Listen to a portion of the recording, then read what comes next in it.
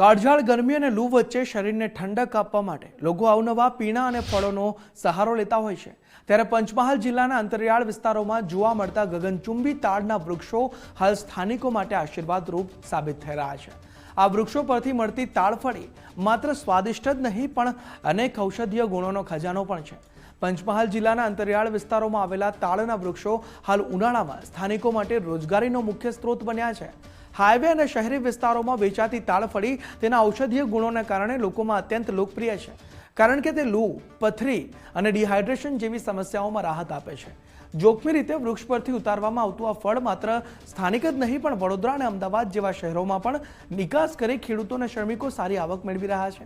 આ મીઠી અને સસ્તી તાડફળી આપણી થાળી સુધી પહોંચે તે પાછળ શ્રમિકોની કાળી મજૂરી છુપાયેલી છે। ઊંચા તાડના ઝાડ પર ચડવું અને સખત મહેનત બાદ ફળ બહાર કાઢવું એ જોખમી કામ છે। આ ખેતરના સીડા પર તાડનો વૃક્ષો વાવેલા છે। કુદરતે પણ ઘણા બધા ઝાડો થયા છે અને ધંધા રોજગારનું પણ સાધન છે। પ્લસ ઉનાળાની સિઝનમાં તાડફળીનું વેચાણ પણ અમે લોકો કરીએ છીએ। આજુબાજુના ગામમાં પણ અમે લોકો વેચવા જઈએ અથવા તો શહેરમાંથી પણ અહીંયા લોકો લેવા ખરીદ કરવા માટે આવે છે, જેથી કરીને અમને ધંધા રોજગાર માટે બહાર ગામ જવું પડતું નથી।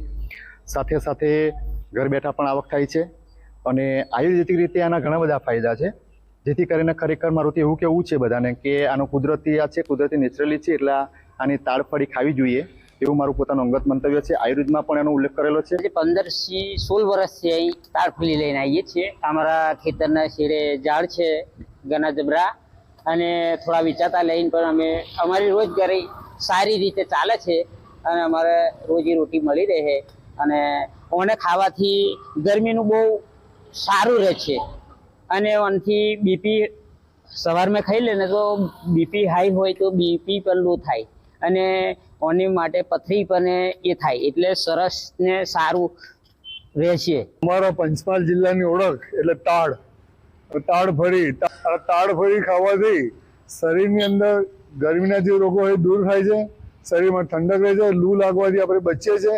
તાડફળી ખાવી જોઈએ અને હું તો માનું છું કે આપણે સિઝનનું જે દરેક ફળ છે એ ઓછા પ્રમાણમાં સિઝન દરમિયાન ખાવું જ જોઈએ, તો માણસના જે બીમારી છે એ લગભગ બીમારીથી મુક્ત રહે છે। એટલે આ જે સિઝનલ ફળ તો ખાવા જોઈએ। આ સિઝનલ ફળ ખૂબ શરીરને ઠંડક આપે તાડફળી, અને આ જે તાડફળી આપણે ખાઈએ છીએ એનાથી જે તાડના માલિકો એને રોજગારી મળે છે। આ તાડ પરથી તાડફળી ઉતારવી એ ખૂબ જ સાહસનું કામ છે, કારણ કે ઘણું જોખમ રહેલું છે એની અંદર।